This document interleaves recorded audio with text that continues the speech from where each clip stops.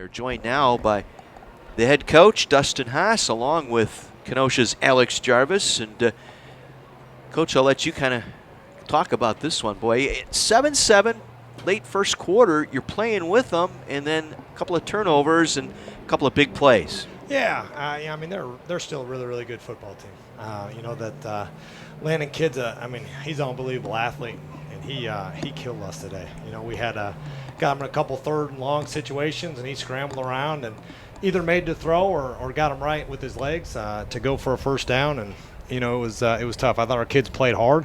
Thought we did a lot of good things. Thought we took a good step forward from where we were, 2 weeks ago, but just didn't quite have it against the number one team. You know, I say, good teams take advantage of the breaks they are given, and the interception cashed in for a touchdown. The fumble turned into a touchdown. Yeah, and we can't turn the ball over. It's 7-7, and you're driving and into the red zone with a great chance. It might not be a touchdown, but it's points, right? And you go up 10-7 or 14-7. That's huge, and to make that mistake, and then again the other fumble happened, in an inopportune time as well. Both really, going down into score where that's three drives that should end in points, and how football is a game of momentum. That changes a lot of things. Yeah, it would have been nice at Motley with that nice run, and yeah, we've got some good backs. They're just young, and obviously we'd like him to, instead of cutting across the grain into traffic, obviously keep it along the sidelines and go score. But we're not out there. We don't see what he sees, and either way, he's got to hold on to the football.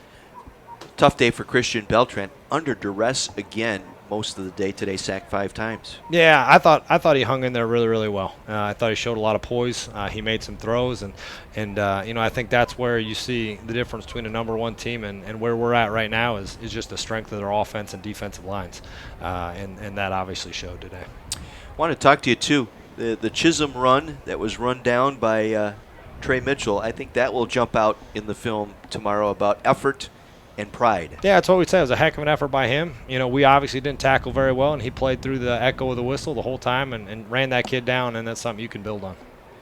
Alex Jarvis joins us up here in the booth, wide receiver out of Indian Trail for Kenosha, 5 receptions, 114 yards, got your first touchdown of the year. Congratulations on that.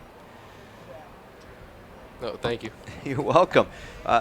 Your thoughts today on the play and just on what was going through your mind on that play?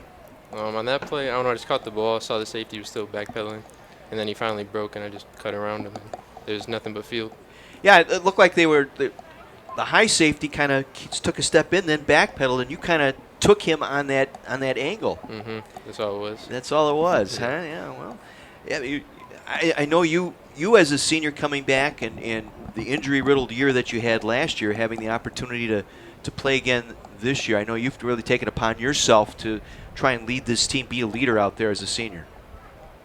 Oh, yeah. I mean, we got a bunch of guys. I mean, unfortunately, I wasn't around in the spring. I was running track, so I didn't get, the full effect of, leadership everyone else got. But I feel like I'm coming around, came back, and doing my role as much as I can. But I'll tell you what, there's a good marriage between track and football. You can get a lot done running track and still get your work in as far as executing as a wide receiver, correct? Oh, yeah, it definitely helps for sure. I mean, the skill position people, we talk about at the high school level, how track helps football players. I think at college level it does too, doesn't it? Yeah, I would think so.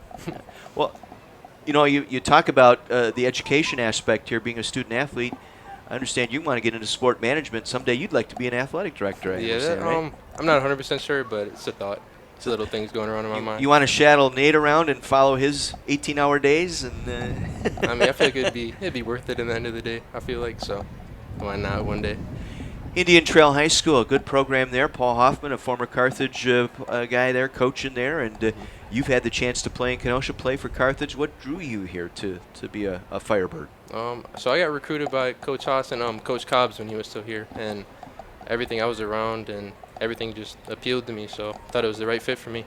Certainly is, and I remember you recruiting this young guy out of Indian Trail. You kept telling, hey, this guy's going to be something. You watch, he's going to be a good player at this level. Played quarterback for him. Yes. Yeah. Do it all. Yeah. He could run it and throw it. But I wouldn't say throw it. But he can catch it, and that's I think that it plays out, though. If a guy can play quarterback in high school and convert to wide receiver at the college level, it talks a lot about what's between the ears. No doubt. And a lot of times at high school, right, you put your best athlete at the quarterback spot because you know he's going to touch the ball, every snap, and you can do a lot of things with him. And we just saw how dynamic he was as an athlete and knew that he'd fit somewhere on offense, whether running back, wide receiver. We could hand it to him. We could throw it to him. Just a guy that's very sudden in space, very quick twitch, and obviously he showed today he can open it up and go. Sylvere Campbell, your teammate. That guy makes some ridiculous catches, does he not? Yeah, And he works on that, doesn't he? He does, yes. It's unbelievable. He does those little one-hand jobs, but that's got to help too. Knowing that's got to give the receiving core confidence, knowing there's another guy out there that, hey, if I'm covered, I can get it in his area. He's going to come up with it. Oh yeah, I mean it's nice too because we have 3 very dynamic receivers, so we know that we can't really double one of us because it leaves openings for the rest of us. So. Well, what's in store now? You got 24 hours to kind of hang on this one, then you get right back at it and look at WashU, correct? Yeah, 100%. I told him in the locker room it felt different on the sidelines. It looked different on the field. Thought they played harder. Thought they played with better effort. You could tell there was more energy. It's something to build on. Obviously, the result is not what you're looking for. We have to get better executing on offense. We got to tackle better on defense. But you can feel it was a different kind of energy and a different kind of attitude on the sideline, and that's something you can build on. Knowing if you can do that against the number 1 team in the country, you're going to have a lot of success against some of those other teams. Well, we'll look for you to catch some more balls next week. Leading receiver here for Carthage today, Alex Jarvis, our Jersey Mike's subs player of the game. Jersey Mike's a sub above. Alex Jarvis, thank you very much for stopping up. Congratulations. Wish we had better news on the scoreboard front, though. Thank you very much for having me. You bet, Alex Jarvis. Coach, thank you. We'll be in touch this week, and we'll talk about it. Thanks, John. We'll see you Thursday. All right, you bet. Dustin Haas, head football coach here at Carthage, along with Alex Jarvis, wide receiver for the Firebirds, as Carthage falls here today by a score of 59-7.